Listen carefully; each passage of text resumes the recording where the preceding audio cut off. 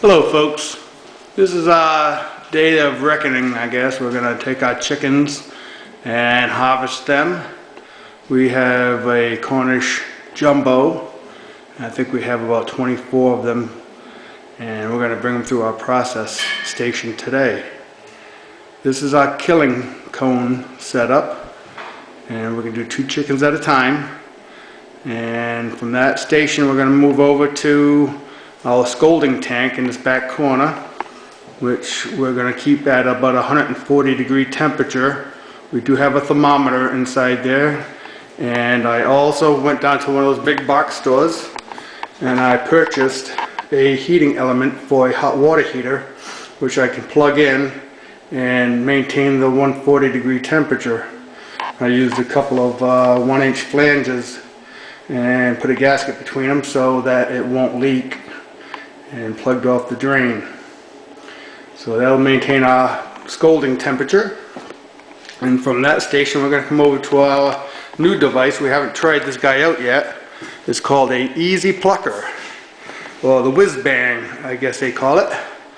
It was pretty expensive, but I'm hoping it's well worth the investment, because the last time we had to pluck by hand and that was not fun. And luckily it was only 3 birds. And today's going to be 24. So I'm expecting that, and I've used one before, and it takes it from probably quite a few minutes, 5-10 minutes per bird, down to about 20 seconds per bird. Actually for 2 birds, because this will do 2 birds at one time. And I've also got a water connection for it, so it will flush the feathers out of the chamber as it's working. And a little device here to pick up the feathers as it comes out the side. And from that station we're going to come over here, and that's where we'll process the chickens and gut them and pull all the innards out. From that point we come over to a wash table, a wash tank, which we'll just rinse the birds off with a garden hose, and then we'll put them right into ice water. Leave them in there for quite a few hours.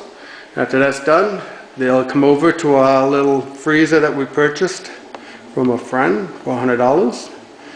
And this whole setup is new to us as far as all the equipment we've been purchasing, and we probably got a good $1,000 I'd say invested in all this. So we're hoping that this will benefit us over the years to come. We're using the jumbo Cornish hen, which is an interesting bird. They make a mess and they poop constantly, and it smells.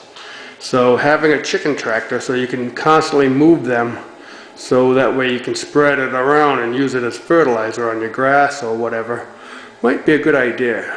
Having a stationary coop I probably wouldn't recommend with those types of birds.